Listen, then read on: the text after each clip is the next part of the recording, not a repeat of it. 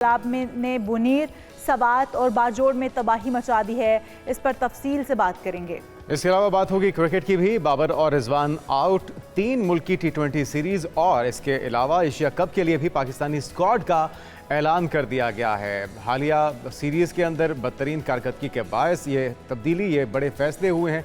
इसकी वजूहात क्या हैं और इसके असरात क्या होंगे, इस पर बात करेंगे। उसके बाद आपको बताएंगे टिकटॉक पर जुए की तरगीब देने पर डकी भाई गिरफ्तार कर लिए गए हैं। 2 रोज़ा जिस्मानी रिमांड मंजूर कर लिया गया है। ऑनलाइन गेम्स पर जुआ नौजवानों के मुस्तकबिल के लिए खतरा है।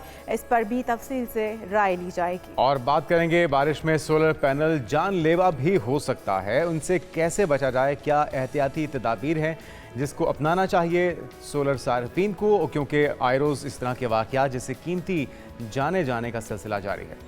उसके बाद आपको बताएंगे बढ़ता हुआ वज़न शादी की राह में सबसे बड़ी रुकावट क्यों, बच्चे की पैदाइश के बाद ख़वातीन वज़न कैसे कम कर सकती हैं। ये वो टॉपिक्स हैं जिनके ऊपर जितनी बात की जाए कम है, क्योंकि आजकल हम देख रहे हैं कि हमारे छोटे छोटे बच्चे भी वज़न बढ़ने का शिकार होते जा रहे हैं, मोटापे का शिकार होते जा रहे हैं। और मोटापा सबसे बड़ी बीमारी भी है और शादी में सबसे बड़ी रुकावट भी। इस पर भी तफसील से बात करेंगे। जी हाँ, एक बार फिर से बात कर लेते हैं। और मुल्क भर में ये सूरत हाल तो जारी है ही, मुख्तलिफ स्पेल मानसून के, और ख़ासतौर पर पंजाब में मानसून बारिशों का नया और 7वां स्पेल शुरू है जो 23 अगस्त तक जारी रहेगा। पीडीएमए ने क्लाउड ब्रस्ट और शदीद बारिशों की वार्निंग जारी कर दी है। जी हाँ, और इस पर सूरत हाल हम जान लेते हैं। ताज़ा तरीन सूरत हाल क्या है, आमिर बलोच हमारे साथ मौजूद हैं। आमिर बलोच, बताइएगा मौसम की सूरत हाल के हवाले से। हमारे साथ दीगर रिपोर्टर भी होंगे, आमिर बलोच के अलावा होंगे हमारे साथ वकास बाचा हैं। जी हाँ, और साथ ही हमारे साथ जाकिर बल्तिस्तानी भी मौजूद हैं। इन सब से हम जानते हैं ख्वाजा सदीक भी हमारे साथ मौजूद हैं। आप सबका बहुत शुक्रिया। अच्छा जुनीद, हम देख रहे हैं कि जितनी तबाही अब तक हो चुकी है सिर्फ मौसमियाती तब्दीली है, क्लाउड बर्स्ट है, या फिर कुछ अपनी कोताहियाँ भी हैं, हमारी मैनेजमेंट की तरफ से भी कुछ कोताहियाँ हैं कि इंक्रोचमेंट को इतनी हवा दी जाती है, उनको रोका नहीं जाता, ताकि जो पानी का एक रास्ता है, जो नेचुरल बहाव है पाकिस्तान, जो पानी का पाकिस्तान के अंदर, वो नहरें हैं, दरियाएँ हैं, आबशारें हैं, उनका रास्ता ना रोका जा सके, ताकि जो पानी का एक बहाव है उसको बेहतर बनाया जा सके। आमिर बलोच से जी हाँ बात कर लेते हैं। आमिर बलोच, बताइएगा कि बुनेर में किस बड़े पैमाने पर तबाही हुई है, क्योंकि वहाँ पे हमने सुना है कि गांव के गांव सफ़ाई हस्ती से मिट गए हैं। क्या मुमकिन हो पाया, कितने लोग मिसिंग हैं और रेस्क्यू इमदादी सरगर्मियों की क्या सूरत हाल है यहाँ? देखें, खैबर पख्तूनख्वा में जो सैलाबी सूरत हाल बनी है उसमें सैकड़ों अमवात हो चुकी हैं और सैकड़ों ही लोग ज़ख्मी हैं और सैकड़ों की तादाद में लोग लापता हैं। इस वक्त भी लोग अपने जो लोग हैं अपनों को वो ढूंढने की कोशिश कर रहे हैं कि कम से कम उनकी लाशें तो मिल जाएं। जो एक न्यूज़ की टीम है, एक न्यूज़ की टीम भी कल सुबह से लेकर अभी तक आज दूसरा दिन है ये इस कवरेज के लिए निकली हुई है। और हर लम्हा हर जगह जहाँ जहाँ सैलाब की सूरत हाल बनी केपी में, जो बोनीर के ख़ास तौर पर डिस्ट्रिक्ट बोनीर में जहाँ पर भी सैलाब की सूरत हाल बनी है, वहाँ पर बनी इस सूरत हाल को दिखाने के लिए जो एक न्यूज़ की टीम है लम्हा खड़ी रही और दिखाती रही। और आज अगर बात करें, आज चौथा दिन है इस सैलाबी सूरत हाल को, और इस रेले के बाद सैकड़ों लोग जो है ना आप मर चुके हैं और सैकड़ों लोग लापता हैं। इस हवाले से हम इस वक्त मौजूद हैं कादर नगर में, जहाँ पर जो मेरे पीछे अगर मेरे कैमरामैन दिखा सके तो ये जो पत्थर नज़र आ रहे हैं, ये पत्थर नहीं, इधर पत्थरों का नामो निशान भी नहीं था। यहाँ पर एक गांव था, बस्ती थी, जहाँ पर जो लोग हैं लोग रिहाइश पजीर थे, लेकिन शराबी जो रेला था उसने 1 मिनट के अंदर अंदर इस पूरी बस्ती को सफ़े हस्ती से मिटा दिया। और इसके बाद अब इमदादी जो हैं वो भी इस वक्त जारी हैं और चौथा दिन है, इमदादी कार्रवाइयाँ भी जारी हैं, जिसमें इंतज़ामिया भी है। इंतज़ामिया के साथ साथ जो ख़ास तौर पर लोग अपनी मदद आपके तहत जो इमदादी कार्रवाइयाँ हैं वो कर रहे हैं। लोग दूसरे ज़िले से आए लोग, दूसरे गाँव से, जिस गाँव में सैलाब नहीं गया उस गाँव से लोग आ रहे हैं और हर घर और हर फर्द के लिए वो कोशिश कर रहे हैं कि राशन फराहम करें। राशन के साथ साथ रास्ते भी क्लियर करने के लिए जो लोग हैं वो मदद कर रहे हैं। और आप इस वक्त भी देख सकते हैं कि पीछे से इस वक्त भी सूरत हाल हम देख रहे हैं खासी ख़राब हो चुकी है, और ये वो गांव थे जुनेद जहां पर लोग बसते थे, और अभी हम देखें तो सफ़ाई हस्ती से मिट चुके हैं। कहा जाता है ना कि एक पल का भी आपको पता नहीं है कि आपने अगली सांस लेनी है या नहीं लेनी है। ये वो लोग थे जिनको इल्म ही नहीं होगा कि उनके साथ रातों रात या एक मिनट के अंदर ये सूरत हाल भी पैदा हो सकती है। जी हाँ, इसी तरह बुनेर की सूरत हाल हमने नाज़रीन तक पहुँचाई है। रुख करेंगे सुवात का। वकास बाचा हमारे नुमाइंदे वहाँ पर मौजूद हैं। वकास, सुवात में किस बड़े पैमाने पर तबाही हुई, इमदादी सरगर्मियाँ किस रफ्तार से जारी हैं, तखमीना लगाने में मज़ीद कितना वक्त लगेगा, कितने लोग मिसिंग हैं यहाँ पे? जी बिल्कुल जुनैद और इशाल, जैसा कि आपको मालूम है कि सैलाब की वजह से स्वात में बहुत ज़्यादा नुकसान हो गया है। अगर मैं आपको तफसील से बता दूं तो वादी स्वात में मिंगवरा खोल के किनारे और दरियाई स्वात के किनारे जितने भी आबादियाँ थी, जितने भी मकानात और मार्केटें थी, उसके अंदर सैलाबी रेला दाखिल हो गया है और वो मुकम्मल तौर पर तबाह हो गया है। अब लोग अपनी मदद आप के तहत वहाँ से मलबा हटाने में मसरूफ़ है। अगर मैं आपको मजीद बताता चलूँ तो मेरे पीछे मिंगवरा पुलिस स्टेशन भी है कि इसके अंदर भी सैलाबी रेला दाखिल हो गया है और इसके अंदर जितनी भी फाइलें थी, जितनी भी असलह थी, वो अपने साथ बहा कर ले गई है। अगर मैं जानी नुकसानात के हवाले से बात करूँ तो टोटल 13 अफराद दरियाई स्वात में बह चुके थे। अब तक तकरीबन 12 अफराद की लाशें निकाली गई थी। एक लाश रह गया था, उसको भी रेस्क्यू 112 ने रिकवर करके लवाहिकीन को हवाला कर दिया है। अगर मैं माली नुकसानात के हवाले से भी बात करूँ तो मिंगवरा खोल के किनारे जितनी भी मकानात थी, जितनी भी मार्केटें थी, उसके अंदर सैलाबी रेला दाखिल हो गया है। इसमें इलेक्ट्रॉनिक्स की शॉप और दुकानें, इसके अलावा मिंगवरा बाजार में 2 मार्केटें हैं, स्पिंजर प्लाजा और सदर प्लाजा, जहाँ पे मोबाइलों की बहुत बड़ी मिकदार पर खरीद व फरोख्त होती है। वहाँ पर भी सैलाबी रेला दाखिल हो गया और सवात में फिर शाल उसी बड़े पैमाने पर तबाही है जिस तरह से दीगर इलाकों में, और एक कुदरती आफत है और इस कुदरती आफत के अंदर कहीं ना कहीं हम खुद भी ज़िम्मेदार हैं। लेकिन बहरहाल इस वक्त एक दूसरे की मदद करने का वक्त है, दुख बांटने का वक्त है। और जिस तरह से हम देख रहे हैं कि खैबर पख्तूनख्वा की हुकूमत इकदाम तो कर रही है, लेकिन जो बयान अली अमीन गंडापुर साहब ने दिया है कि उन्हें ज़रूरत नहीं है इमदाद की, वो खुद कर लेंगे, मेरे ख्याल में ये मुनासिब वक्त नहीं है। और सब बहन भाइयों को, जितने भी सूबे हैं, एक दूसरे के लिए आगे बढ़ना है, एक दूसरे की ढारस बनना है और मुश्किलात के अजाले के लिए किरदार अदा करना है। और ना ही इस वक्त नंबर स्कोरिंग का वक्त है कि इस तरह की गुफ्तगू की जा सके। हमारे साथ मौजूद हैं जाकिर बल्तिस्तानी गिलगित बल्तिस्तान से। जाकिर, आपसे जानना चाहेंगे कि इस वक्त वहाँ पर क्या सूरत हाल है, मौसम, क्या बारिशें अभी भी हो रही हैं, क्या कितना अभी तक रेस्क्यू किया जा सका है, तफसील से अगर हमें अपडेट कर पाएँ आप तो। जी जुनैद और इशाल, इस वक्त गिलगित बल्तिस्तान एक बार फिर कुदरती आफत की लपेट में है, जहां शदीद सैलाबी सूरत हाल ने निज़ाम ज़िंदगी को मुकम्मल तौर पर मफलूज कर दिया है।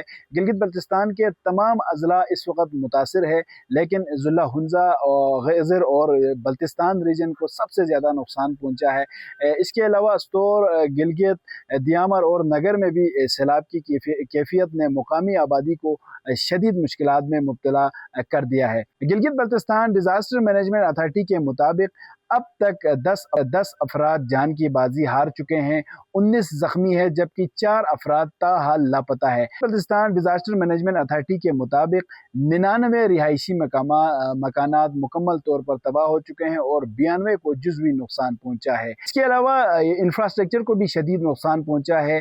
कई राब्ता सड़कें और पुल सैलाब की नज़र हो चुकी है, जिसकी वजह से कई इलाके मुकम्मल तौर पर मुल्क के बाकी हिस्सों से कट गए हैं। खास तौर पर अगर हम बल्तिस्तान रीजन की बात करें तो गुज़श्ता 4 दिनों से मुल्क के दीगर हिस्सों से बल्तिस्तान का राब्ता मुनक़ते है। शाराए बल्तिस्तान पर वाक़ई बागचा का पुल भी सैलाबी रेले में।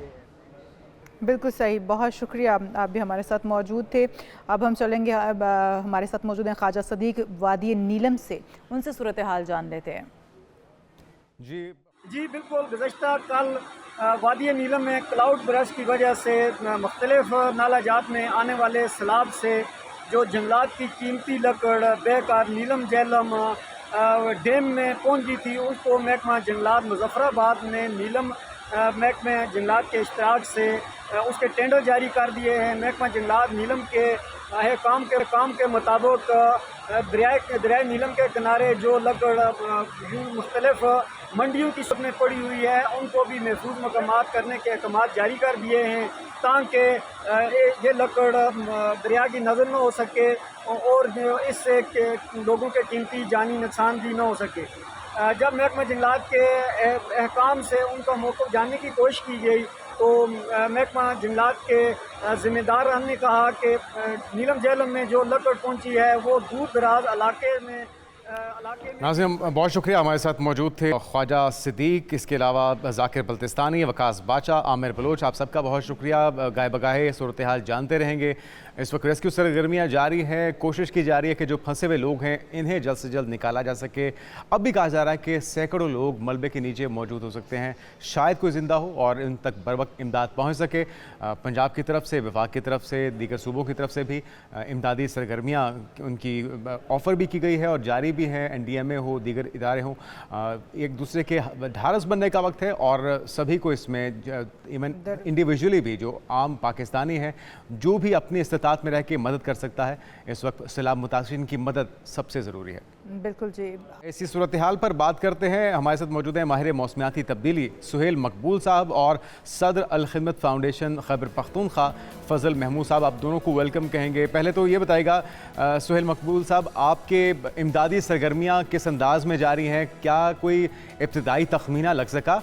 कितने हम महमूद साहब से जानते हैं कि कितना लोगों को रेस्क्यू किया जा सके और क्या तखमीना लगाया? जी, मैं फजल साहब से जानने की कोशिश कर रहा हूँ। फजल साहब, अगर आप बता सकें कि कितने बड़े पैमाने पर ये तबाही हुई है, कुछ तखमीना इब्तदाई तौर पर लगाया जा सका और इमदाद किस अंदाज में पहुँचाई जा रही है फिर उन तक? बिस्मिल्लाहिर्रहमानिर्रहीम। इस वक्त जो है मलाकन डिवीज़न के 5 अजला जो है मुतासर है। इसमें शांगला है, सवात है, बुनेर है, दीर पाइन में थोड़ा बहुत और बाजोड़ है। तो ये 5 अजला मुतासर है और इसमें तखमीना तो अब हम नहीं लगा सकते क्योंकि ये इसमें जानी नुकसान जो हुआ है उसकी अभी तक जो रिपोर्ट है वो भी कोई 300 प्लस लोग जो है वो रिकवर हो चुके हैं, लेकिन बहुत ज़्यादा लोग की खदशात जो है अब भी है कि बहुत से लोग जो है मलबे तले मौजूद है और उनके रिश्तेदार और लोग उनके सर्चिंग के लिए और बाकी इदारे उनकी सर्चिंग के लिए इस वक्त अपना काम जो है जारी रखे हुए हैं। लेकिन साथ साथ लोगों के घर जो आबाद घर थे वो भी सैलाब की वजह से वो बह गए। और अभी मैं कल बुनेर में था तो बुनेर में जो मंजर था यानी वहाँ कोई घर नहीं बल्कि एक मैदान सा नज़र आता, जहाँ पत्थर थे, जहाँ रेत थी, वहाँ कोई घर जो है उनकी नामो निशान नहीं था। तो अभी तखमीना जो है वो चंद दिन बाद तो उसका तखमीना कुछ देर उसमें लगेगा कि उसका तखमीना लगाया जाए, लेकिन लोगों की यानी घरों की एक बहुत बड़ी तादाद, इसी तरह जानी नुकसान जो है बहुत ज़्यादा हो चुका है और अल्लाह ना करे कि ये मज़ीद बारिश अगर रही तो ये मज़ीद भी खदशात उससे बढ़ सकते हैं। बिल्कुल सही। आपकी तरफ दोबारा आते हैं फजल महमूद साहब। सुहेल मकबूल साहब, हम बार बार यही रोना रो रहे हैं कि मौसमियाती तब्दीलियों की वजह से बारिशें ज़्यादा हो रही हैं और फिर सैलाबी सूरत हाल पैदा हो रही है, क्लाउड बर्स्ट भी हो रहे हैं। क्या ये भी मौसमियाती तब्दीलियों की वजह से है और कब तक ये सिलसिला जारी रहेगा? आने वाले दिनों में क्या कोई फोरकास्ट की जा सकती है मौसमियाती तब्दीलियों के अंदर भी कि बारिशें या सैलाबी सूरत हाल कब तक रहेगी, क्लाउड बर्स्ट कब तक होते रहेंगे? बहुत शुक्रिया जी मुझे मदऊ करने का दोबारा से। क्लाउड बर्स्ट जो है ये एक नॉर्मल एक्टिविटी है जो पहले भी होती रही है। सिर्फ मौसमी जो है ये तब्दीली ने 2 काम किए।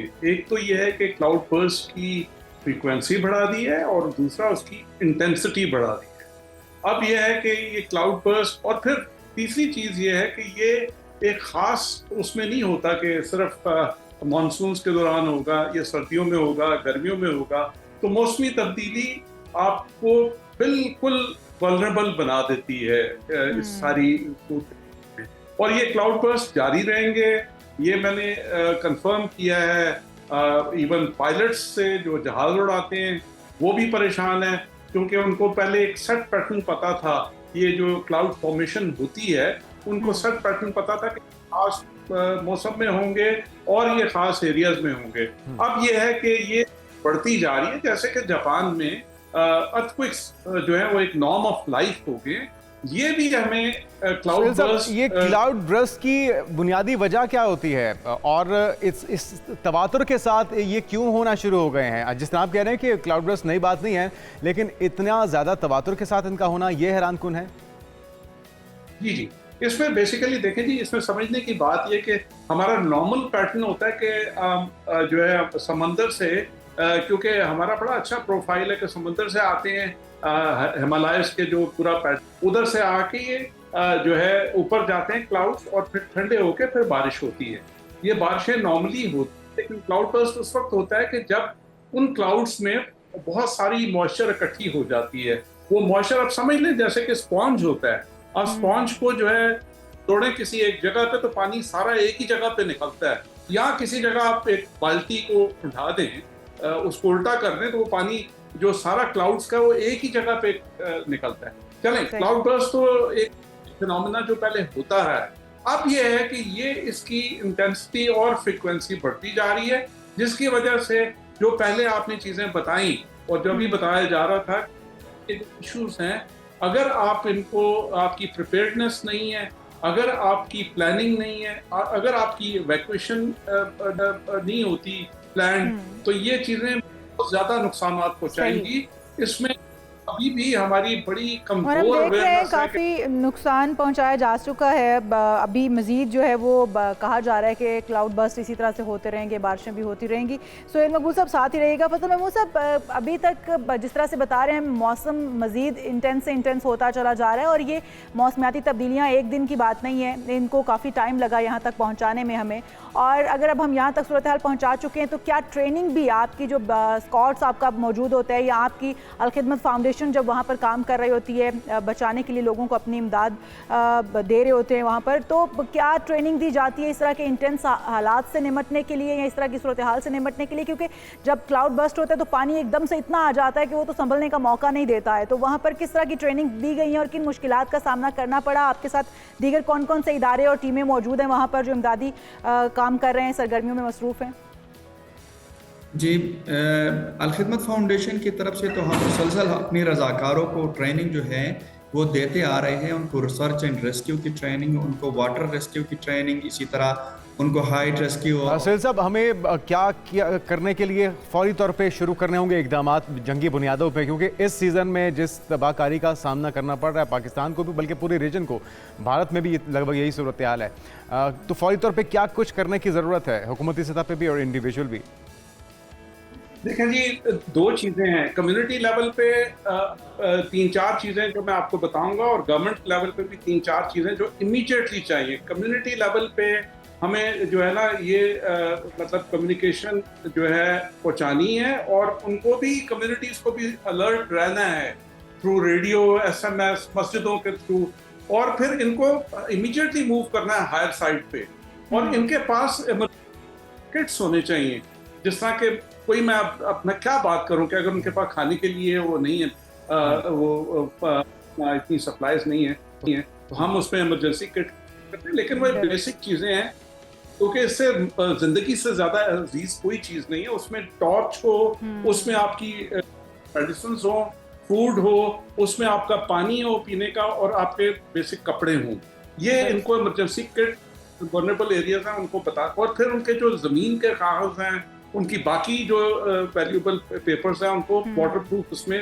बिल्कुल सही कह रहे हैं सोहेल मकबूल साहब। और जो बात आपने सबसे पहले कही कि अगर उनके पास खाने पीने की अशिया की फराहमी नहीं है, वो फरावानी नहीं है, तो फिर वो किस तरह से किट्स की सहूलत भी अपने पास रख पाएंगे। लेकिन यकीनी तौर पर अपने हिफाजती इकदाम तो पूरे होने चाहिए। बहुत शुक्रिया। सोहेल मकबूल साहब हमारे साथ मौजूद थे, माहिर की तब्दीली, और साथ ही साथ फजल महमूद साहब भी हमारे साथ मौजूद थे, सदर हैं अलखिदमत फाउंडेशन खैबर पख्तूनख्वा से।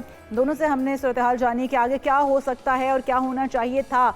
तो हम कंट्रीब्यूट तो कर रहे हैं, मिलकर कर रहे हैं इसके अंदर, और हमें खुद संभलने की ज़रूरत है। बिल्कुल, और संभलने की ज़रूरत भी है, और अपने बहन भाइयों को संभालने की ज़रूरत भी है। इस वक्त सैकड़ों लोग मिसिंग हैं, हज़ारों लोग इसमें मुतासर हुए हैं, पूरे गांव सफ़ा हस्ती से मिट गए हैं। एक क्राइसिस का वक्त है, और यकीनी तौर पे न सिर्फ पाकिस्तान के अंदर से भी बल्कि दोस्त ममालिक की तरफ से भी ऑफ़र की जा रही हैं, ईरान की तरफ से, टर्की की तरफ से, दीगर सऊदी अरब की तरफ से, कि वो मुश्किल की घड़ी में पाकिस्तानियों के साथ हैं। लेकिन हमें आपस में भी एक दूसरे का साथ देना है, और फौरी तौर पर जो इमदाद की ज़रूरी चीज़ें, चाहे खुराक हो, चाहे वो टेंट्स हों, या जो भी अद्विया सहूलियात वगैरह रिक्वायर्ड हैं उसके अंदर पाकिस्तानियों को किरदार अदा करना है और रेस्क्यू टीम के साथ ताउन करना है। बेशक। और यहाँ पर हम एक ब्रेक शामिल करते हैं, दीगर अहम इशूज़ हैं लेकिन एक ब्रेक के बाद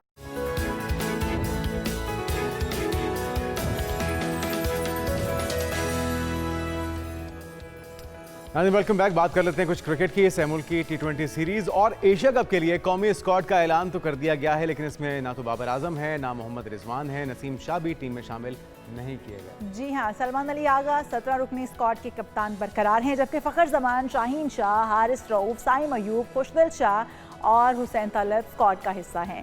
मोहम्मद नवाज, मोहम्मद वसीम जूनियर, मोहम्मद हारिस, इब्रार अहमद, फ़हीम अशरफ, हसन अली, हसन नवाज, साफरदा फरहान और इस तरह बहुत सारे और, सलमान मिर्ज़ा, सुफियान मुकीम को भी टीम में शामिल किया गया है। लेकिन बाबर आजम इसके अंदर क्यों नहीं है, या फिर इसके अंदर रिजवान क्यों नहीं है, नसीम शाह क्यों नहीं है, यही जान लेते हैं। हमारे साथ बदियुज़्ज़मा स्पोर्ट्स जर्नलिस्ट मौजूद हैं। बदियुज़्ज़मा, रैंकिंग बेहतर हो रही थी, इसके बावजूद इन्हें इस टीम का हिस्सा नहीं बनाया गया, क्या वजूहात बनी? देखिए, पाकिस्तान क्रिकेट बोर्ड की सिलेक्शन जिसमें आकिब जावेद हैं, उसके बाद हेड कोच है, इन्होंने जो ऐलान किया है, पहले ये बातें हुई थी कि भारत से जो हमने मैच खेलना है एशिया कप में, जिसमें मोहम्मद रिजवान और बाबर आजम को होना लाजमी है, क्योंकि सीनियर जो प्लेयर्स होते हैं उनका एक प्रेशर अलग से होता है। अगर ये सिलेक्शन कमेटी सिर्फ 3 मुल्क की सीरीज के लिए ऐलान कर देती तो वो ज़्यादा बेहतर होता, और उसके बाद एशिया कप के लिए बाद में टीम अनाउंस कर देते तो ज़्यादा अच्छा होता। क्योंकि अब हमारी समझ नहीं आता कि एक टीम में 5 ओपनर आपने ले लिए हैं, जिसमें साइम अयूबी ओपनिंग करता है, फ़खर जमान ओपनिंग करता है, साहबजादा फरहान ओपनिंग करता है, हारिस ओपनिंग करता है। मुझे ये बताएं कि हम कहाँ पर जा रहे हैं। उसके अलावा जो नसीम शाह, अभी काउंटी में देखा कि पाकिस्तान के साथ थोड़ी सी बॉलिंग में उसको लैग किया, वहाँ कंडीशन ऐसी थी, लेकिन काउंटी में जिससे कि इसने बॉलिंग की, जब वो रिदम में आया तो उसको आपने पार कर दिया। हसन अली, जिसकी कोई परफॉर्मेंस नहीं थी, आपने उसको टीम में ले लिया। तो ये चीजें जब तक आप नहीं छोड़ेंगे, अगर इस टीम से 3 मुल्क की सीरीज तो आप जीत जाएंगे, लेकिन एशिया कप में आपको बहुत ज्यादा मुश्किल होगी, क्योंकि रवायती हरीफ का एक दबाव भी बहुत बड़ा होता है। खासतौर पर इन यंग प्लेयर को तो किसी के साथ मैनेज करेंगे कि इन यंग प्लेयर के साथ हम भारत को हरा देंगे। भारत के खेलने के साथ खेलने का तो अलग ही प्रेशर होता है, फिर आपकी आवाम का अलग प्रेशर होता है, फिर आपकी परफॉर्मेंस को अलग आपको। लेकिन आपको लगता है कि बदी भाई, ये जो हमारी मौजूदा टीम है, चाहे उसके अंदर सीनियर्स भी शामिल होते, वो प्रेशर झेल पाते? वेस्ट इंडीज का तो प्रेशर वो झेल नहीं पाए। देखिए, वो बात आपकी अलग है, लेकिन एक जो अगली टीम होती है उसमें विराट कोहली नहीं है, ठीक है, उसमें रोहित शर्मा नहीं है, उनके मेन प्लेयर नहीं है, तो बाबर आजम और रिजवान की होने से ये तो फर्क पड़ सकता था कि हाँ भाई इनके सीनियर प्लेयर हैं, तो थोड़ा प्रेशर होता है। आप देखिए ना, जब वसीम अकरम खेला करते थे, वकार यूनुस खेला करते थे, तो यही होता था कि वो टीमें अगली प्रेशर ले लेती थी कि भाई वसीम भी है, वकार भी है, उनकी पेस अटैक ऐसा है। तो आप देखिए, नसीम शाह के साथ अगर शाहीन शाह अफरीदी के साथ अगर नसीम शाह होता तो ज्यादा बेहतर होता, वो दोनों एंड से अटैक भी कर सकते थे। लेकिन ये समझ से बाला तरह आपने पेसर कितने ले लिए, आपने हसन अली को, आपने जो है हुसैन तलब को ले लिया, फ़हीम अशरफ को ले लिया। खुशदिल शाह की परफॉर्मेंस मुझे बताएं उसकी क्या परफॉर्मेंस है। मोहम्मद नवाज ने एक सीरीज में अभी जो वहाँ कंडीशन ऐसी नहीं थी उसने आउट कर दी, उसकी परफॉर्मेंस क्या है? आपने वो लड़के ले लिए कि जिनकी परफॉर्मेंस कुछ है ही नहीं।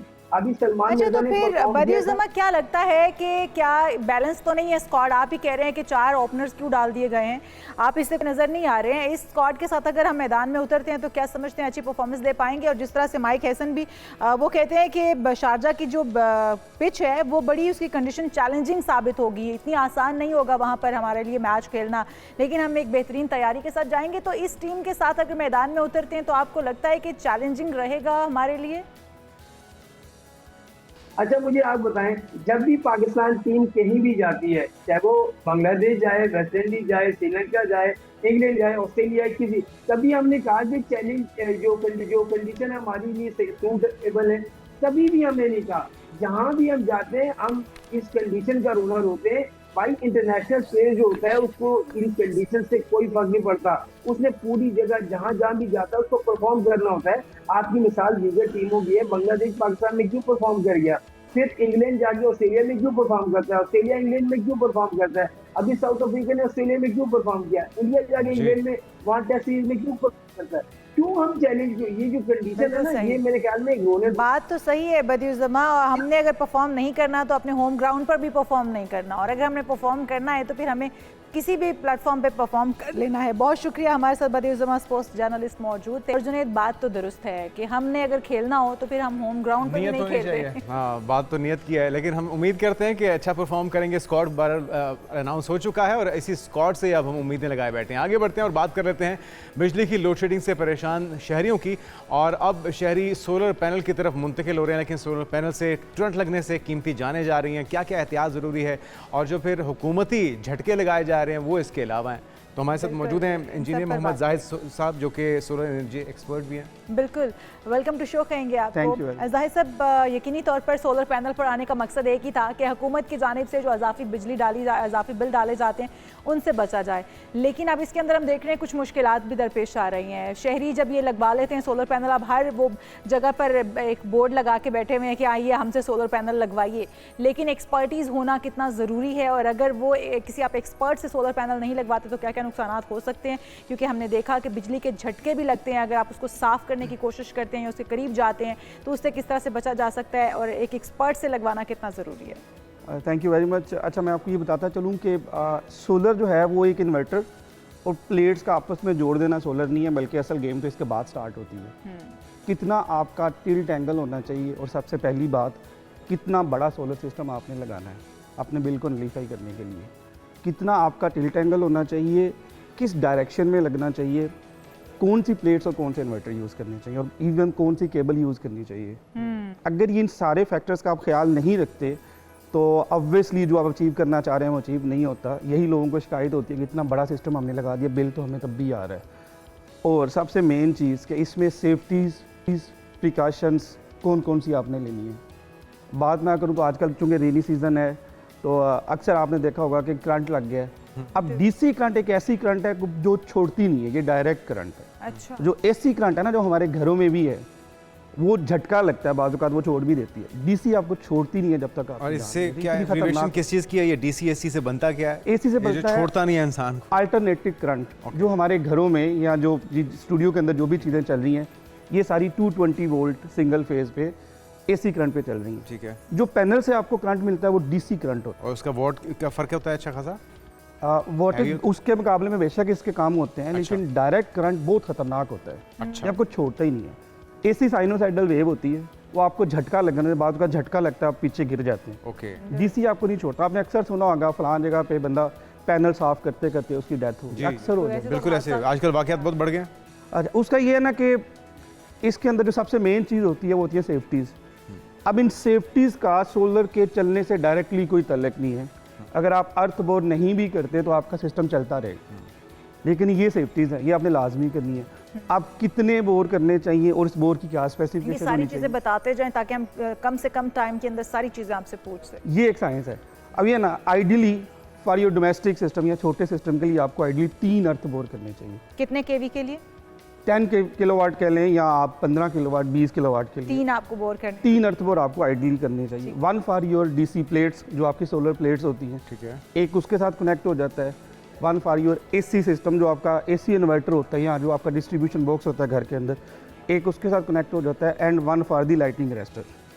अब एसी वाला क्या करता है कि बाद वक़्त आपने देखा होगा ग्रिड्स के बड़े वोल्टेज आ जाते हैं। आपने सुना होगा अक्सर जी, ज़्यादा वोल्टेज आए तो घर का टीवी जल गया या कोई अप्लाइंसेस जल गई।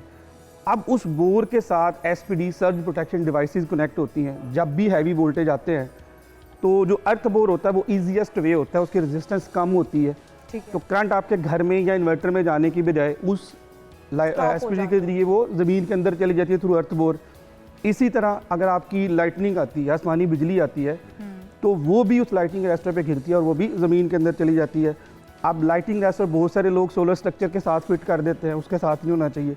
इसको इंडिपेंडेंट होना चाहिए, कंक्रीट के ऊपर होना चाहिए और आपकी छत के ऊपर इसका हाइट सबसे ज़्यादा होनी चाहिए, ताकि जब भी लाइट पड़े डायरेक्टली उसके साथ स्ट्राइक करे, वो ज़मीन के अंदर चला जाए।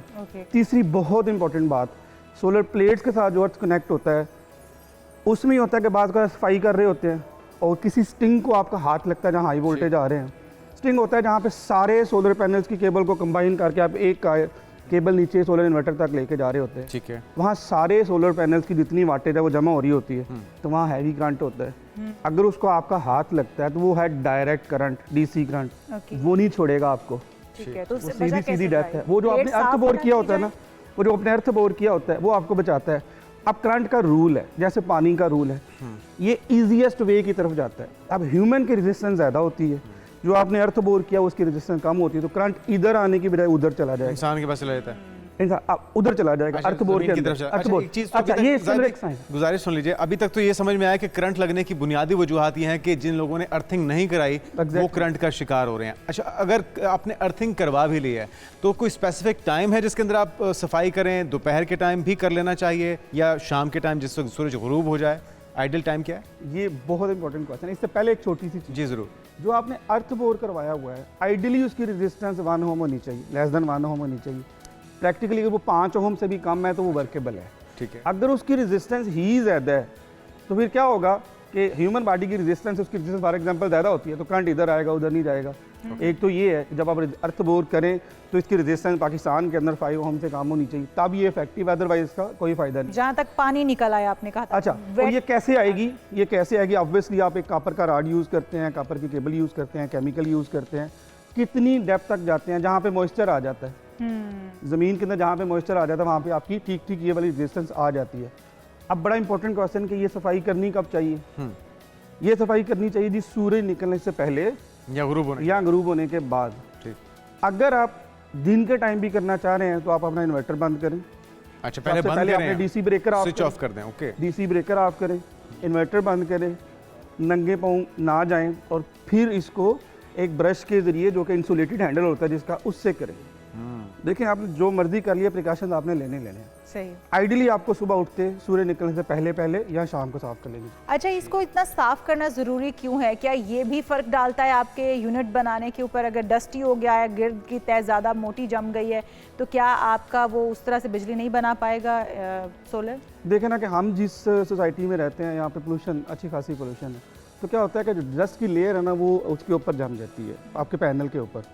तो जो सनलाइट जितनी डायरेक्टली उसके ऊपर पड़नी चाहिए उतनी नहीं पड़ती, तो आपकी जनरेशन ऑटोमेटिकली कम हो जाती है। आइडियली आपको 1 वीक से 2 वीक के दौरान इसको लाजमी वॉश कर लेना चाहिए। ठीक है, ये तो हो गया करंट लगने वाला मामला और मेरे ख्याल में लोगों को काफ़ी हद तक समझ आ गया होगा। अब ज़रा यूनिट वाला जो गेम कर रही है गवर्नमेंट, पहले क्या रेट चल रहा था और अब क्या उसमें तब्दीली होने जा रही है? अच्छा, ये बहुत इंपॉर्टेंट क्वेश्चन है और ये किसी वक्त भी पॉलिसी आ सकती है। पहले तस्करा कर लेते हैं कि अभी तक जो पॉलिसी इंप्लीमेंटेड है वो क्या जी, जो अभी तक चल, जो भी एक्स्ट्रा यूनिट आप बनाते हैं दिन के टाइम, वो ग्रिड को चले जाते हैं। वो यूनिट ऑफ पीक आवर्स में, ऑफ पीक आवर होते हैं या रात 11 से ऑनवर्ड, जो एक्स्ट्रा यूनिट्स होते हैं, जो एक्स्ट्रा यूनिट, वो उन ऑफ पीक आवर्स में आप एज इट इज यूज़ कर सकते हैं।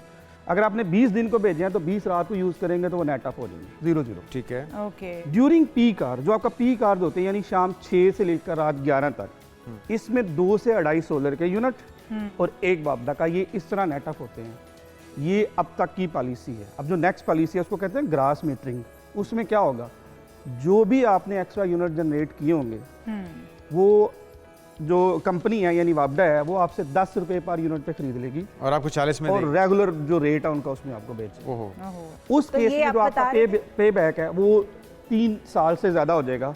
अब आपका पे बैक 1 से 1.5 साल में बड़े आराम से हो जाता है। ओके, और जो ये अभी के सारिफीन हैं उनके ऊपर लागू नहीं होता, बल्कि जो इसके बाद आने वाले सारिफीन होंगे उनके ऊपर लागू, इसका मतलब 7 साल तक तो इससे बच सकते हैं। बहुत शुक्रिया, हमारे साथ मौजूद है engineer Mohammad Zahid, solar energy expert. और जनाब, अब हमने कोशिश किया है कि आपको उन तमाम आपके जो सवाल थे उनका जवाब लेकर दे सकें, ताकि जो करंट लगने वाले मामलात हैं उनसे भी आप बच सकें और सोलर किस तरह से लगवाना चाहिए वो तरीक़ाकार भी आप समझ पाएँ। यहाँ पर एक ब्रेक शामिल करते हैं, आप कहीं मत जाएगा, स्टे विद अस। प्रोग्राम में एक बार फिर से आपको खुश आमदीद कहते हैं और अब कुछ बात कर लेते हैं पाकिस्तानी डिम्पल क्वीन हानिया आमिर की, जिन्होंने खूबसूरती में अम्बर हर्ड और एमा वॉटसन जैसी मगरबी नामवर अदाकारों को भी पीछे छोड़ दिया है। सोशल मीडिया पर बड़ी मुतहरक नजर आती हैं ये, और उनके फेम में भी काफ़ी इजाफा हुआ है। शोख चंचल अदाकारा हानिया आमिर, जिन्होंने आलमी एजाज़ अपने नाम किया है और उन्होंने 2025 से 2026 के लिए दुनिया की 10 खूबसूरत तरीन अदाकाराओं की फहरिस्त में अपनी जगह बनाई है। और ये फहरिस्त फिल्मों, ड्रामों और वेब सीरीज़ को रेटिंग देने और शोबी शख्सियात की प्रोफाइल्स बनाने वाली वेबसाइट है। इंटरनेट मूवी डेटाबेस यानी कि IMBD इसमें एक नुमाया उन्होंने जगह बनाई है और अपने शायकीन जो हैं उनकी पसंदीदगी की बुनियाद पर ये जगह बनाने में वो कामयाब। बिल्कुल, और आपको पता है ये 6ठे नंबर पर आई हैं, जिसमें 5वें नंबर पर बॉलीवुड अदाकारा हैं कृति सनन, जबकि 6ठे नंबर पर हानिया आमिर मौजूद हैं। तो खूबसूरती में अब अगर 10वें नंबर पर आ गई हैं पाकिस्तानी ये डिम्पल क्वीन, तो इसका मतलब ये है कि आने वाले दिनों में ये और राज करने वाली खुशाइन बात है, यकीनी तौर पे अच्छा काम कर रही हैं और चाहे वो डिजिटल मीडिया हो, चाहे वो ड्रामे हो, चाहे वो मूवीज़ हो, अपनी सलाहियतों के जौहर वो दिखा रही हैं और यकीनी तौर पे अपने फैंस को भी काफ़ी खुश कर रही हैं। बिल्कुल जी, और अब बड़ा ही सख्त है खूबसूरती की दौड़ में आने के लिए। तो अगर खूबसूरती की बात हो रही है तो फिर वहाँ पर मोटापे की बात, बिल्कुल फिटनेस, अगर मोटापा है तो आप खूबसूरत कैसे लगेंगे, आपकी खुद एतमादी में इतनी कमी आ जाती है, बल्कि आप तो रिश्ते नहीं हो पाते हैं। भाई लड़का उनका जैसा मर्जी हो, लेकिन लड़की चाहिए दुबली पतली। सलूक मेरे ख्याल में ठीक नहीं है। अगर मोटापा ख्वातीन के लिए बुरा है तो फिर मर्दों के लिए भी उतना बुरा होना चाहिए। लेकिन बहरहाल ख्वातीन का बढ़ता हुआ जो वजन है उनके लिए वो बाले जान हो जाता है और फिर वो तरह तरह के मसाइल, चाहे वो जॉब के लिए जाएं, चाहे वो फैमिली के अंदर एक्सेप्टेंस हो, चाहे वो शादी का मामला। आपने देखा है बेटे का पेट यहाँ तक पहुंचा हुआ होता है, और बेटी लड़की जब देखने के लिए जाते हैं तो वो इतने नखरे दिखा रहे होते हैं कि जी लड़की तो हमें चाहिए बस 15-20 साल की हो और उसकी कमर पतली हो और वो ये मोटापा ना उस पर आया हो। तो भाई आप लोगों ने मॉडल लेनी है या फिर बहू लेकर जानी है। के साथ जो है ना नर्म नाजुक होना वो जोड़ दिया जाता है। वैसे तो मर्द जो हैं उनके लिए भी फिटनेस उतनी ज़रूरी है, लेकिन आज हमारा जो मौजू है वो ख़वातीन की फ़िटनेस पे, तो इसके लिए हमारे साथ मौजूद भी हैं जुल्फ़िकार अली साहब, जो कि फ़िटनेस ट्रेनर हैं। किस तरह से ख़वातीन को मोटिवेट करते हैं, किस तरह से चैलेंज भी देते हैं ना, 60 डेज़ का कितने डेज़ का है, ये उन्हीं से जानते हैं। कैसे वो मोटिवेशन है, कहाँ से जगाते हैं और उसको फिर मुस्तकिल रखना कितना बड़ा चैलेंज है? जी 60 डेज चैलेंज जो है हम लाहौर सिटी में 1 ईयर हो गया हम करवा रहे हैं। 60 डेज़ में जो है 15 kg लॉस होता है और 12 to 15 की एवरेज होती है। 5 to 6 inches body fat reduce होता है। मोस्टली मेरे पास फीमेल बहुत ज़्यादा आ रही हैं और इसके मल्टीपल स्लॉट्स हैं, ओनली फीमेल्स टाइमिंग भी है, मिक्स टाइमिंग भी है। मगर आप हमारे सेशन हमें विज़िट कर सकते हैं फेसबुक इंस्टाग्राम पे, तो माशाल्लाह से जितनी भी फीमेल्स हैं उनकी जो है ना सबसे बड़ा इशू होता है लोअर बेली फैट और लोअर बॉडी। तो उस लिहाज से हम उनको जो है ना न्यूट्रिशन देते हैं, का डाइट प्लान होता है, 5 days a week उनका सेशन होता है और जो है ना पर डे उनकी 1000 कैलोरीज बर्न होती है। मगर एकदम से नहीं 1000 कैलोरीज बर्न होती, हम पहले उनको यूज टू करवाते हैं। हम जो है ना 500-600 कैलोरीज बर्न करवाते हैं 10 डेज़ वो यूज टू होती हैं। उसके बाद जब उनका स्टेमिना बिल्ड होता है फिर जो हमारा सेशन होता है, अब सेशन में हम आपको क्या करवा रहे हैं, 5 days a week जो हमारा सेशन होता है उसमें पुल पुश लेग टेक्निक को फॉलो किया जाता है, जो मोस्टली लाहौर में बहुत कम किया जा रहा है जिम्स में फॉलो। इसके साथ साथ हम हाई इंटेंसिटी इंटरवल ट्रेनिंग करवाते हैं। हाई इंटेंसिटी इंटरवल ट्रेनिंग क्या होता है कि जिसमें आप जो है ना हार्ट बीट को 170 पे हिट करते हैं, फिर उसको नॉर्मल करते हैं, फिर हिट करते हैं, ठीक है। इस तरह की ट्रेनिंग होती है जिसकी वजह से कैलोरीज बहुत तेज़ी से बर्न होते हैं। अच्छा, कंसिस्टेंट रहना भी तो इसमें बहुत ज़रूरी है। आप मोटिवेट करेंगे, आपने मुझे बताया ब्रेक में कि 5 days a week आप ट्रेनिंग करवाते हैं और 2 days का ब्रेक देते हैं।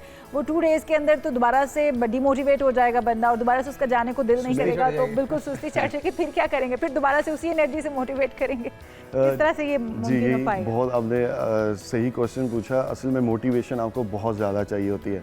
तो जो मैं खुद सेशन ले रहा होता हूँ उसमें मोस्टली ज़्यादातर क्लाइंट्स आते हैं, मेरे पास फीमेल ट्रेनर भी हैं और भी हैं, मगर ज़्यादातर फीमेल्स यही कहती हैं कि आप जिस स्लॉट्स में आप अवेलेबल हैं, क्योंकि मैं उनको जो है ना व्हाट्सएप पे डेली मोटिवेट करता हूँ। उनकी डाइट न्यूट्रिशन जो है वो मुझे डेली भेजती हैं कि सर आज हम ये खा रहे हैं, ये खा रहे हैं। तो अगर उसमें कोई मिस्टेक होती है उसको मैं करेक्ट करता हूँ। और जो ये 2 days होते हैं इसमें उनके लिए रेस्ट बहुत ज़्यादा ज़रूरी है और मंडे को वापस आते हैं, क्योंकि जो 5 days हम उनको सेशन देते हैं तो वो इतनी ज़्यादा जो है ना कि बॉडी जो है उसको रिलैक्स होना बहुत ज़रूरी है, ठीक है, क्योंकि हार्ड हमारी वर्कआउट्स भी होती हैं। और जो मोटिवेशन की बात है कि उनका माइंड सेट बनाना पड़ता है कि क्यों ज़रूरी है फिटनेस। आपकी हेल्थ सबसे ज़्यादा इंपॉर्टेंट है। आप जो भी कर रहे हैं, जो भी आप जॉब या कहीं पे भी आप जा रहे हैं, आप खुद फिट नहीं है तो आपकी किस तरह मोटिवेशन होगी, किस तरह आप उसको डिसिप्लिन में लेकर आएंगे। और सबसे ज़्यादा देखिए मोटिवेशन आपने जो क्वेश्चन किया वो आती है और चली जाती है, डिसिप्लिन में आना बहुत इंपॉर्टेंट है। तो डिसिप्लिन में आने के लिए एक जो ट्रेनर होता है ना उसका यही काम होता है कि जो है ना माइंड की जो गेम होती है सारी, कि आपके माइंड को पुश करे, आपको पुश करे कि आप कर सकते हैं। एक चीज़ है कि डिसिप्लिन की आप बात कर रहे हैं, खाने पीने में भी डिसिप्लिन बड़ा ज़रूरी है मेरे ख्याल में। अगर खाना पीना आप नहीं तरतीब देंगे तो फिर आपके जो वर्कआउट है उसके आउटकम नहीं आ पाएंगे। खाने पीने में क्या एहतियात करनी है, क्या छोड़ देना है बिल्कुल, किस कहाँ पे आप थोड़ा बहुत चीट कर सकते हैं और क्या चीज़ आपने ज़रूर खानी है? देखें, बहुत ज़्यादा तेज़ी से तो आप एक चीज़ को नहीं छोड़ सकते जो आपकी आदत बनी हुई है, ठीक है। ये कई सालों से आपकी एक चीज़ आदत बनी हुई है और उसी वजह से कई सालों से आपका फैट बन रहा है।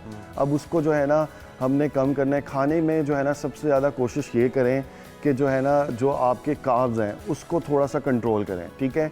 आप हेल्दी, लोग क्या करते हैं, वो कहते हैं कि फ़ैट बर्न कर दें। नो, आपने हेल्दी फ़ैट का इंटेक करना है, ठीक है। मैं तो कहता हूँ कि फीमेल्स प्रेगनेंसी के बाद मोस्टली मेरे पास आती है, मैं कहता हूँ देसी घी का भी इस्तेमाल करें, ठीक है। और जो है ना आप जो है ड्राई फ्रूट्स का भी इस्तेमाल करें क्योंकि हेल्दी फैट्स में आता है। मिल्क लें, योगर्ट लें, मगर जो कार्ब्स है ना, हमारी रूटीन में एक चीज़ आदत है राइस और रोटी, ठीक है। अब इसी के साथ जो है ना पिज़्ज़ा भी आ गया, बर्गर्स भी आ गए, फ्राइज़ भी आ गए, ठीक है। और सबसे ज़्यादा जो इशू है ना, जो फीमेल्स डाइट पे होती हैं वो क्या करती हैं, टी के साथ जो बिस्किट्स, आपको पता है ये 500 कैलोरीज है और आपको इस चीज़ के बारे में नॉलेज नहीं होती। अगर ये दिन में आप कह रहे हैं कि सर मैं तो बिल्कुल भी डाइट पे हूँ, मैं मतलब बिस्किट स्किप करें या चाय स्किप करें? आप बिस्किट्स को स्किप करें, चाय आप सिर्फ जो है ना विदाउट शुगर लें, ठीक है। जब आप दिन में 3 दफ़ा चाय के साथ बिस्किट्स ले रहे हैं तो आप 1500 कैलोरीज तो यही हो गया और आपने रहना ही 1500 कैलोरीज में। तो एक दफ़ा मैं मोटिवेट करता हूँ कि आप पहले वेट लॉस कर लो, फिर उसके बाद जो है आपकी डाइट, आप कुछ भी खाएं, सिर्फ आप अपनी कैलोरीज बंद करें। अच्छा, अगर डाइट में से कुछ स्किप करवाना चाहें आप, तो वो क्या मतलब आप सजेस्ट करते हैं कि ये चीज़ आप स्किप कर दें? और अगर वो उसको बंदे को बहुत पसंद, लाइक राइस बहुत ज़्यादा वो खाता है या फिर उसको चीज़ जैसे बच्चे बहुत ज़्यादा खाते हैं, तो क्या वेट गेन में ये भी अपना किरदार अदा करती है या चीज़ कुछ नहीं कहती है? और देसी घी आपने पहले आगाज़ में कहा, तो क्या देसी घी में ही खाना बना हुआ खाया जा सकता है? देसी घी भी एक क्वांटिटी होगी ना कि इतना आप यूज़ कर सकते हैं। एग्जैक्टली जो कीटो फॉर्म में हम जाते हैं ना, उसमें हम जो है चीज़ और जो बटर उसमें उसको यूज़ कर सकते हैं, उसमें आप अपना सालन बनाएं, ठीक है। उसके अलावा जो है आप देसी घी भी बहुत ज़्यादा नहीं मगर नॉर्मल 1 स्पून आप यूज़ कर सकते हैं अपनी जो है ना वेजिटेबल डिश हो या चिकन जो भी आप बना रहे हैं। आपने जो मोस्टली स्किप करना है जो हाई कार्ब्स में, आप ये देखें कि पोटैटोस ठीक हो गया। उसके अलावा जो है आप रात की रोटी छोड़ दें, ठीक है। रात को राइस भी छोड़ दें। राइस आप लंच में ले सकते हैं।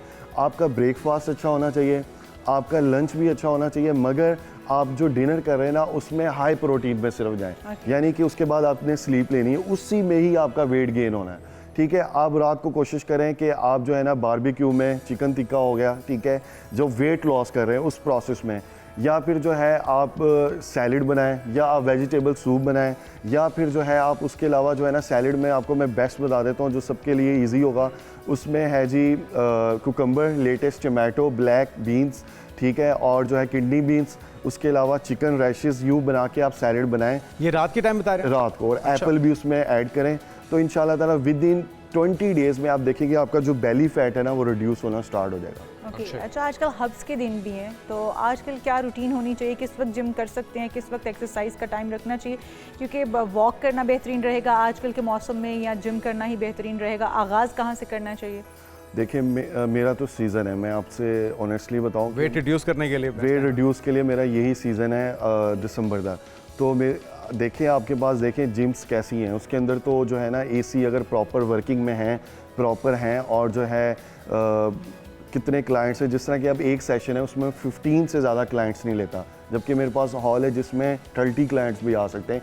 इस मौसम की बात कर रहा हूँ, तो कोई इशू नहीं है, क्लाइंट्स करते हैं, कोई इसी में तो आपका फ़ैट लॉस होता है। सबसे बड़ा इशू बताऊँ क्या है फीमेल्स का? सबसे बड़ा इशू ये है कि स्किन, ठीक है। जो भी फीमेल्स हैं ना जो ट्रेनर के बगैर सेशन करती हैं या उनको नॉलेज नहीं है इसके बारे में, ट्रेनर का होना बहुत ज़रूरी है, उन्होंने स्टडी की होती है, वो अपने मसल्स ब्रेक डाउन कर लेती हैं, वो अपनी एज से ज़्यादा जो है ना वो एजड लगती हैं, उनकी स्किन लूज़ हो जाती है, बेली फैट लूज़ हो रहा है, उनकी जो है ना बाकी बॉडी की स्किन लूज़ हो रही है। तो मेरे पास जो फीमेल्स आती हैं उनको जो है जो हम वर्कआउट करवाते हैं उनके फ़ैट को मस्कुलर में कन्वर्ट करते हैं ताकि उनकी बॉडी हार्ड रहे, वो खूबसूरत दिखें। मकसद ये नहीं कि आपने वेट कितना लॉस करना है, मकसद ये है कि आप कितना अच्छा दिख रहे हैं और कितने आपके इंचेस रिड्यूस है, कितनी आपकी शेप है। अच्छा, 60 डेज़ चैलेंज के अंदर आप कितना टारगेट होता है, कितना वेट नॉर्मल तरीके से आप बर्न करवाते हैं जो कि फौरी तौर पे एक तो दोबारा से रीगेन भी नहीं होगा और आपकी बॉडी को कोई नेगेटिव इसका इम्पैक्ट भी नहीं होगा? सबसे ज़्यादा हेल्दी जो है ना वो 6 kg पर मंथ होता है, ठीक है। ओके 12 kg 13 kg बहुत बेस्ट होता है। फीमेल्स के लिए 10 to 12 kg बहुत बेस्ट है, क्योंकि फीमेल्स के हार्मोन्स डिफरेंट है, ठीक है। और मेल्स के अंदर टेस्टोस्टेरोन हार्मोन्स होते हैं जो कि उसको बहुत ज़्यादा सपोर्ट करते हैं। तो और मेल के लिए कितना होना चाहिए? मेल मेरे पास 16-17 कर जाते हैं। ओके टू मंथ ज़्यादा कर सकते हैं? ज़्यादा कर सकते हैं, मगर ये नेचुरल हो रहा है, ये एकदम से नहीं गेन होगा। जो आप मेडिसिन के साथ कर रहे हैं फिर वो तेज़ी से। अच्छा, ऑपरेट की हुई खवातीन जो कि सी सेक्शन के साथ आपके पास आती होंगी, आप उनको भी डील करते होंगे, तो उनके लिए कितने टाइम के बाद, आइडियल टाइम क्या है सी सेक्शन के बाद, वो कब से स्टार्ट कर सकती हैं और उनके लिए क्या वर्कआउट हो सकता है? 4 वीक्स जो है ना जो कि नॉर्मल है, ठीक है, उसके लिए 4 वीक्स का वेट बहुत ज़रूरी है। और 6 वीक्स के बाद जो सी सेक्शन वाली फीमेल्स हैं वो सी सेक्शन के बाद 6 वीक्स वेट करें, उसके बाद वो ज्वाइन कर सकती हैं सेशन में। जब वो हमारे पास आती हैं तो पहले हम देखते हैं उनकी कंडीशन क्या है, ठीक है। अगर तो उनकी कंडीशन बहुत ज़्यादा वर्स्ट है, यानी कि बहुत ज़्यादा उनके अंदर स्टेमिना नहीं होता है, तो उनको सिर्फ़ और सिर्फ मैं योगा करवाता हूँ, ठीक है। योगा करवाता हूँ और न्यूट्रिशन देता हूँ, क्योंकि जो है ना उनकी बॉडी में दोबारा से जो वीकनेस है वो ठीक होना स्टार्ट हो। फिर उसके बाद उनको यूज़ टू करवा के हम सेशंस करवाते हैं। अब जो वो मेरे पास जो प्रॉब्लम उनकी होती है, क्योंकि फीमेल्स 24, 25, 26 जब भी उनकी प्रेगनेंसी हो रही है, यंग एज में कि मैरिज हो गई है, शादी है, तो अब उनका सबसे बड़ा इशू लोअर बेली फैट का होता है। अब जाहिर सी बात है उन्होंने भी जो है ना अच्छा तो दिखना है, या तो जो है ना या उनकी 40+ भी मेरे पास ज्वाइन करती है। जो यंग एज की फ़ीमेल्स होती हैं उनको बहुत अच्छे से मैं ट्रीट करता हूँ, मेरे पास जिम आती हैं, ठीक है। 1-to-1 सेशन भी देता हूँ, सेशन में भी वो ज्वाइन करती हैं। उस पर जो है ना 3-4 वर्कआउट हैं, ठीक है। सबसे ज़्यादा मैं आपको ये बताऊँ कि वर्कआउट जो है, जो कहते हैं ना क्रंचेस करते रहो, उससे नहीं बेली फैट लॉस होता, उससे आपका नुकसान ही हो रहा है। आपने सबसे पहले न्यूट्रिशन लो, डाइट को समझो, क्या डाइट करनी है, किस तरह आपने डे में डिवाइड करना है, कितने कैलोरीज का इंटेक करना है। उसके बाद मैं 3 एक्सरसाइज कराता हूँ जो सच में बेली फैट को कम करती है। माउंटेन क्लाइंबिंग 3 सेट्स करें, उसकी जो है ना रेपिटेशन होनी चाहिए 30 रेपिटेशन एक साइड में।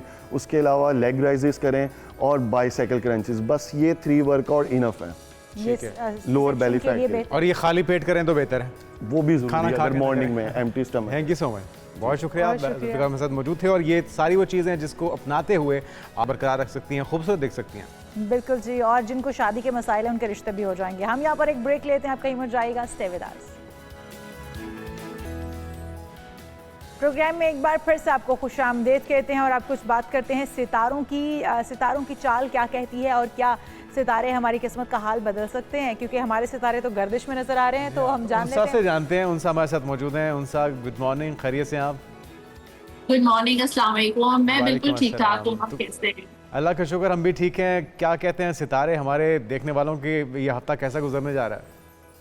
सितारे क्यों गर्दिश में आपके हैं ये बताइए पहले। बस तबीयत डाउन जा रही है, बस आप देखें ना, मौसम के असरात बड़ी शिद्दत से मुतासर कर रहे हैं पाकिस्तान को, तो इसलिए जाहिर बात है। और काफ़ी देर से ब्रेक भी नहीं मिला, एक लंबी छुट्टियां नहीं दे रहे ना, तो इस वजह से भी आपको लगता है फिर सितारे गर्दिश में आ जाते हैं। लेकिन अब दुनिया के सितारे क्या कहते हैं, हमारे देखने वालों के सितारों का हवाल बताइए।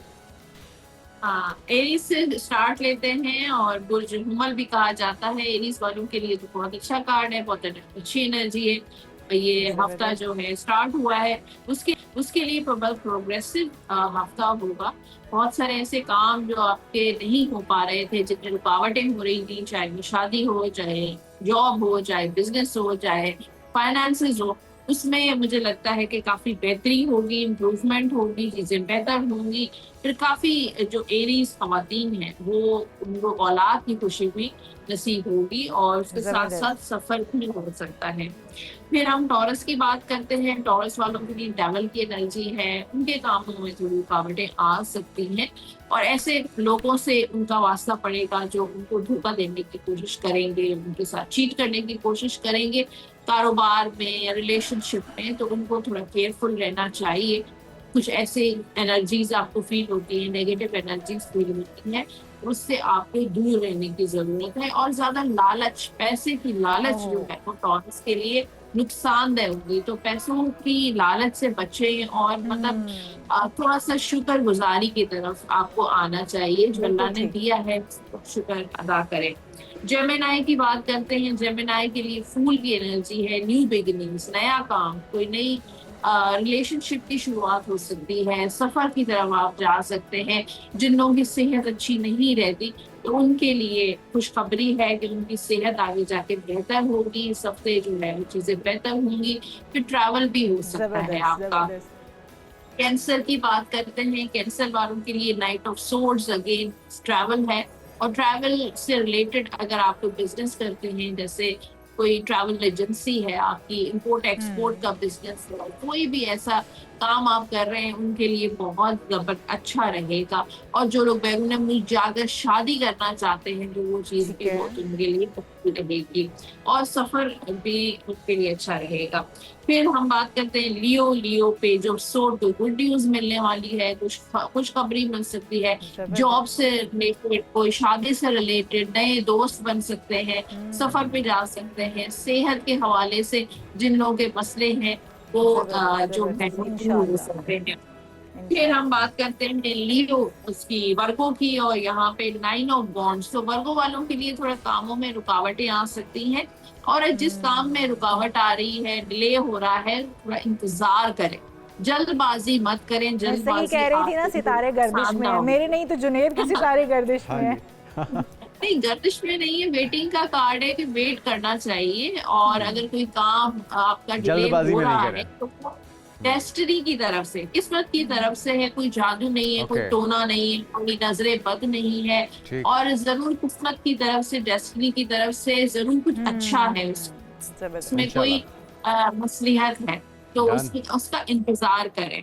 लिब्रा की बात करते हैं, लिब्रा वाले 5 ऑफ पेंटिकल्स, तो इसको इस हफ्ते कोई भी आपने पैसों से रिलेटेड कोई लेन देन नहीं करनी है, किसी को पैसे उधार नहीं देने हैं, और कोई प्रॉपर्टी से रिलेटेड कोई काम करते हैं, या सेविंग करते हैं, या इन्वेस्टमेंट करते हैं, तो भी आपको बहुत केयरफुल रहना है, वरना आपके साथ कोई धोखा हो सकता है, पैसों का कोई लॉस हो सकता है।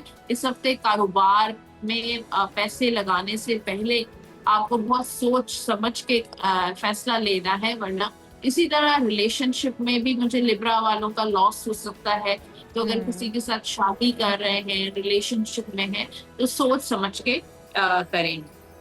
स्कॉर्पियो की बात करते हैं, क्वीन ऑफ सोर्स, स्कॉर्पियो वाले जो है वो आजकल बहुत ज्यादा ओवर थिंक कर रहे हैं, लेकिन कोई अहम फैसला ले सकते हैं, बिजनेस से रिलेटेड, जॉब से रिलेटेड, अपनी पर्सनल लाइफ से रिलेटेड कोई। लेकिन स्कॉर्पियो की जो एनर्जी है वो बहुत प्रैक्टिकल नजर आ रही है, बहुत उनकी अप्रोच प्रैक्टिकल है कि आगे अपनी लाइफ को प्रैक्टिकली लेके चलना है, कोई भी जज्बात वाले फैसले नहीं करने। आने वाला टाइम जो है वो स्कॉर्पियो के लिए अच्छा रहेगा। फिर हम सेजिटेरियस की बात करते हैं, 10 ऑफ कप्स, शादी के हवाले से एक गुड न्यूज नजर आ रही है कि उनको खुशियां मिलेंगी, घर में सेलिब्रेशन नजर आ रही है, बच्चे की पैदाइश हो सकती है, नया घर ले सकते हैं, नई गाड़ी ले सकते हैं, कोई नई प्रॉपर्टी ले रहे हैं, या फैमिली से रिलेटेड कोई आपको गुड न्यूज मिल सकती है, और या तो फिर सफर भी आपका हो सकता है। कैप्रिकॉर्न की बात करते हैं, 7 ऑफ पेंटिकल्स, थोड़ा सा स्टक एनर्जी नजर आ रही है कि कामों में रुकावटें और डिले हो सकता है, स्पेशली पैसों से रिलेटेड कोई, जैसे सैलरी डिले हो गई, बिजनेस में इनकम आनी थी लेकिन पैसे स्टक हो गए, या पैसे उनके ऑलरेडी कहीं ब्लॉक हुए हुए हैं, तो उन लोगों को थोड़ा सा वेट करने की जरूरत है। फिर हम बात करते हैं एक्वेरियस की। एक्वेरियस वालों के लिए जो कार्ड है वो है wheel of Fortune, up down रहेगा ये हफ्ता, कुछ अच्छा कुछ कम अच्छा रहेगा, और कुछ चीजें जो है आपके लिए आपके फेवर में जाएंगी, जिस तरीके से लीगल मैटर्स हैं, रिपोर्ट में जिन लोगों के इश्यूज चल रहे हैं, कारोबारी मसले हैं, फाइनेंसेस हैं, लव लाइफ भी उनकी फेवरेबल रहेगी, और किस्मत जो है उनका साथ देगी। फिर हम बात करते हैं पाइसेस की, किंग ऑफ पेंटिकल्स, तो पैसा आ रहा है पाइसेस के पास, खूब पैसा आएगा, काफी ढेर सारा पैसा आएगा, लॉटरी लग सकती है, कोई जैकपॉट आपका लग सकता है, या आपको कारोबार में काफी ज्यादा फायदा हो सकता है, या कोई रिलेशनशिप के हवाले से भी मुझे लगता है कि काफी स्टेबिलिटी नजर आ रही है, शादीशुदा लाइफ भी स्टेबल रहेगी, ट्रैवल भी आपका हो सकता है, इस हफ्ते अगर कहीं भी पैसा आप लगाएंगे वो आपको डबल मिलेगा, चाहे आप कोई भी बिजनेस करते हैं, आप गोल्ड का बिजनेस करते हैं, आप एक स्टॉक एक्सचेंज करते हैं, प्रॉपर्टी का बिजनेस करते हैं, तभी आपको फायदा होगा। बिल्कुल ठीक है, बहुत शुक्रिया उन साहब का, आपने बहुत तफसील से बता रहे देखने वालों को कि वो अपने इस हफ्ते को किस तरीके से प्लान कर सकते हैं। जिनको सब्र करने की तलकीन की जा रही है, यकीनी तौर पर कुछ डिलेज हैं, ऐसा नहीं है कि उनके सितारे गर्दिश में, हम तो ये मजाकन कह रहे थे, लेकिन ये है कि आपको तदबीर करते रहना चाहिए, आपको कोशिश करते रहना चाहिए, हिम्मत नहीं हारनी चाहिए। बिल्कुल, हमारा दीन भी ये कहता है कि नेवर गिव अप। तो आज हमारा टॉपिक भी यही है आखिर में, किसी भी मकसद में कामयाबी हासिल करने के लिए मुस्तकिल मिजाजी शर्त अव्वल है और तभी आप अपनी मंजिल तक पहुंच सकते हैं। बिल्कुल, और तारीख गवाह है कि वही अफराद अपने ख्वाबों की तकमील कर पाते हैं जो कि जिद्दोजहद मुसलसल करते हैं। अगर किसी इंसान को सफ़र के हज़ारों मील दूर मंजिल नज़र आ रही है, वहाँ तक पहुँचना है, तो इसके लिए ज़रूरी है कि वो मुस्तकिल कदम उठाता रहे, और वो मुस्तकबिल से दूर नहीं है, वो जल्द पहुँच जाएगा। तो जो लोग गिव अप कर देते हैं उन लोगों के लिए सलाह यही है, लेकिन जानते हैं उमीर जलियांवाला मोटिवेशनल स्पीकर से कि आखिर क्या किया जाए। जो लोग गिव अप कर देते हैं उसकी वजूहात क्या है। मैंने एक वीडियो भी देखी थी जुनेद, जो आपसे शेयर करूंगी, कि एक बच्ची जो है वो छलांगे लगा रही है टेबल के ऊपर, और वो कोशिश कर रही है कि वो उसके ऊपर खड़ी हो सके, लेकिन वो खड़ी नहीं हो पाती है, लेकिन वो कोशिश करती रहती है, छोड़ती नहीं है। बिल्कुल, इस बच्ची से सीखना चाहिए, और यकीनी तौर पे ये मशले राह है तमाम बच्चों के लिए, तमाम बड़ों के लिए भी, कि कोशिश करते रहने से ही कामयाबी मिल जाती है। और ये छोटी सी बच्ची वैसे एथलीट इसके अंदर एक दिखाई दे रहा है अभी से, अभी तो ये बचपन में ये सूरत हाल है, जब ये बड़ी हो जाएगी तो फिर क्या कमाल। अच्छा, हम तो बच्चों को रोक भी देते हैं ना जुनेद, के चोट लग जाएगी, ये मत करो, वो मत करो। फाइनली इस बच्ची ने अचीव कर लिया और वो खड़ी हो गई है उसके ऊपर। तो इसी तरह से हमें भी अपने बच्चों को मोटिवेट करना है। उमेर साहब हमारे साथ मौजूद हैं। उमेर भाई, क्या किया जाए, अपने बच्चों को किस तरीके से मोटिवेट किया जाए, किस तरीके से उन्हें बताया जाए कि गिव अप नहीं करना। बड़ों के लिए, छोटों के लिए, हम तो छोटा सा कोई मसला आ जाए तो गिव अप कर देते हैं, हम कहते हैं कि ये मुझसे नहीं हो पाएगा, लेकिन हमने वीडियो देखी है, आपने भी देखी होगी, किस तरह से बच्ची बार बार जंप करती है, बार बार गिरती है, फिर उठती है, संभलती है, फिर दोबारा से कोशिश करती है। तो ये करेज कहाँ से लाई जाए, ये हिम्मत बार बार गिर के फिर उठने की? ये तो होती है बच्चों में डिफॉल्ट, और बच्चों को आपको मोटिवेट करने की जरूरत नहीं है, आपको उनको रहने की जरूरत है जैसे वो हैं। वो सीकर्स होते हैं, वो क्यूरियस होते हैं, और उनके अंदर बिल्कुल फियर नहीं होता of failure, of many things जो कि हम बाद में सीखते हैं कि इस पे मेरी बेइज्जती होगी, लोग क्या कहेंगे, हमारे जिंदगी के बर्डन बढ़ते चले जाते हैं। तो बच्चे तो आते हैं इसलिए कि हमें याद दिला सकें कि जीना होता क्या है, तो उन्हें मोटिवेट करने लगे, उन्हें चलने दें। वो सीढ़ियां, फिर इसका मतलब है कि हमें बच्चों से सीखने की जरूरत है उमर भाई। जी, kids are a great message in themselves. जो भी वो करते हैं वो मुसलसल करते हैं, और वो गिव अप नहीं करते इतनी आसानी से, अनलेस कि उनका एनवायरनमेंट, अनलेस कि उनके साथ मौजूद एडल्ट उन्हें ये ट्रेन करे कि अच्छा नहीं हो रहा। वो जो लाइनें हम बताते हैं वो रकम होती हैं। दूसरा, आपने जो मोटिवेट की बात की, क्योंकि मेरा टाइटल भी यही मशहूर है, मोटिवेशनल स्पीकर, जो कि मैं नहीं मानता अपने बारे में। Inspiration is the key. हम एक दूसरे को इंस्पायर कर सकते हैं। पेरेंट्स का काम है बच्चों को इंस्पायर करना, अपनी जिंदगी में गिव अप ना करना, अपनी जिंदगी में हौसला दिखाना। तो बच्चे उस एक्ट को फॉलो करते हैं और उससे मिसाल पकड़ते हैं। तो बच्चों के अंदर ये होती है कि वो करें, हमें उसको रोकना नहीं चाहिए। माहौल से बैरियर्स हटाना पेरेंट्स अपनी जिम्मेदारी समझें। यानी कि बच्चा कूदना चाहता है, आप कहते हैं गिरोगे, नहीं, आप इंतजाम लगाएं कि वो कूद सके।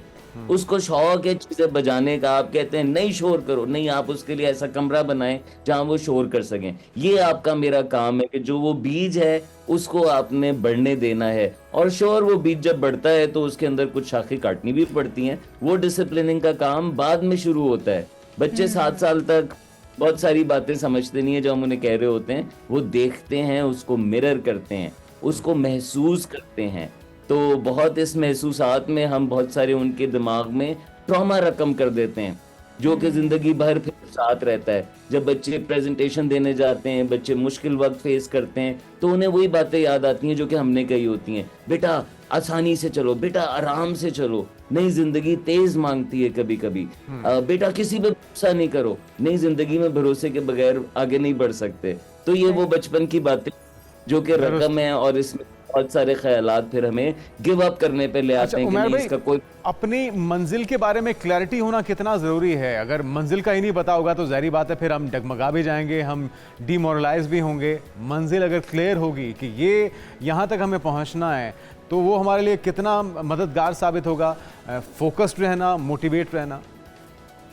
जी, आप एक गाड़ी पे निकल जाएं दोस्तों के साथ बगैर मंजिल के, तो आप थोड़ी देर चलेंगे, मजा आएगा, चीजें देखेंगे, फिर आपके अंदर एक उलझन आ जाएगी, फिर आपके अंदर सवालात आ जाएंगे, एक बेचैनी बढ़ना शुरू हो जाएगी। हो सकता है आप उस बेचैनी को मार दें, कोई अच्छा सा गाना लगा लें, कोई दोस्त कहे चलो चलो कुछ नहीं, लेकिन वो जो अंदर की एक तड़प है वो जरूर आपसे मांग रही होती है कि हम जा कहाँ रहे हैं। और जब हम उसके बारे में जाते हैं ना, तो आप समझें कि 22 फुटबॉलर हैं एक मैदान में और उनके पास जब गोल्स आ जाते हैं तो फिर वो अपनी महारत दिखाते हैं, फिर वो उस मैदान में परफॉर्मेंस दिखाते हैं। तो बहुत ज़रूरी है। और आपके दिमाग में, जैसे मैंने पहले सवाल में कहा, कुछ ना कुछ होता है जो कि आपके दिमाग में मुस्तकबिल होता है, आपने उसको जोड़ना होता है मार्केट के साथ जोड़ना होता है अपनी सलाहियत के साथ कि ये बिजनेस बन सकता है, मैं इस पे क्या कर सकता हूँ इस मकसद के करीब आने के, इसको पूरा करने के। जिन लोगों के पास ये अलाइनमेंट आ जाती है ना, जिस तरह गाड़ी के दो पहियों में अलाइनमेंट आ जाए तो आप हाथ ऊपर करें तो वो सीधी जाती है, तो फिर वो सीधे जा रहे हो। मंजिल और मकसद का तायुन होना बहुत ज़रूरी है ताकि रास्ता फिर ही कटेगा। अच्छा, कहा जाता है उमैर भाई, जो अंधेरों में चिराग जलाते हैं वही असल में रोशनी का हक रखते हैं, तो वो कौन लोग हैं? और दूसरा ये भी बताइए, किस्मत का जब हम किस्मत पे डाल देते हैं कि ये हमारी किस्मत में था ही नहीं, तो क्या किस्मत से चीज़ें मिल सकती हैं या फिर मेहनत से आप किस्मत को बदल भी सकते हैं और वो चीज़ हासिल कर भी सकते हैं जो कि आपको नामुमकिन लग रही होती है, मुश्किल लग रही होती है, और आप किस्मत पे डाल के आराम से बैठ जाते हैं? जी, अल्लाह ने कुरान में वादा किया है कि बेशक इंसान के लिए वही है जिसके लिए वो मेहनत करेगा, वही है जिसके लिए वो मेहनत करेगा। कुछ लोग अपनी गुर्बत पालने के लिए मेहनत करते हैं, वो बहुत बहाने बनाते हैं। कुछ लोग अपनी काम चोरी चलाने के लिए बहुत मेहनत करते हैं। कुछ लोग सामने ना आने के लिए बहुत मेहनत करते हैं, उनको वही मिलता है, वो नहीं आ पाते। कुछ लोग सामने आने के लिए, ईदी साहब एक स्ट्रेचर लेके पूरी दुनिया में सबसे बड़ी एम्बुलेंस सर्विस बना गए प्राइवेट। हेलन किलर आंखें ना होते हुए, ना सुनने की सलाहियत होते हुए क्या कुछ कर गए। उन्होंने तो कहा भी कि अल्लाह तुमसे तुम्हारी आंखें ले लेकिन तुमसे तुम्हारा विजन ना ले। तो बिल्कुल ये हमारे ऊपर होता है और हमारी चॉइसेस होती है, हम उसको जहाँ जहाँ नसीबों पे डालते हैं। तो मैं इकबाल के कलाम से आपको याद दिला दूं, एक तो खुदी में भी उन्होंने यही बात की है कि वो आपसे पूछे कि बताएं क्या रजा है आपकी, और ये आपने सवाल पिछला पूछा था कि हमें रजा ही नहीं पता, तो पता चलती है तो फिर आप देखें कि क्या गेम होता है। तो अपनी रजाएं बड़ी क्लियर करें, अपनी जिंदगी से तवक्कुआत बड़ी क्लियर करें। इकबाल ने ये भी कहा था कि तेरी तदबीर तेरी तकदीर बन सकती है अगर मुसलमान हो तो, यानी आपकी सजेशन आपकी रियलिटी बन खूबसूरत अल्फाज में आपने एक्सप्लेन किया है उमैर भाई। टाइम की कमी थी वरना इस बार और बात करते हैं। शुक्रिया, उमैर जलियांवाला मोटिवेशनल स्पीकर हमारे साथ मौजूद थे। बड़ी खूबसूरती से उन्होंने बता दिया है कि आपने हिम्मत नहीं छोड़नी है और आपने बिल्कुल अपने आप को गिव अप नहीं करना, आपने कोशिश करते रहना है तो ही आपको मंजिल मिलेगी। और मंजिल का तायुन ज़रा कोशिश करने से पहले अगर आप कर लें तो बिल्कुल आपको पता होना चाहिए कि आपने किस मंजिल पे पहुंचना है, क्लैरिटी होनी चाहिए और मोटिवेशन भरपूर होगी, अल्लाह पे यकीन होगा, मेहनत होगी तो यकीनी तौर पे आप अपनी मंजिल तक पहुंच भी जाएंगे और उसमें कामयाबी भी हासिल करेंगे। आज के प्रोग्राम से इतना ही, आपसे मुलाकात होगी कल। अपना ख्याल रखिएगा। अल्लाह हाफ़िज़।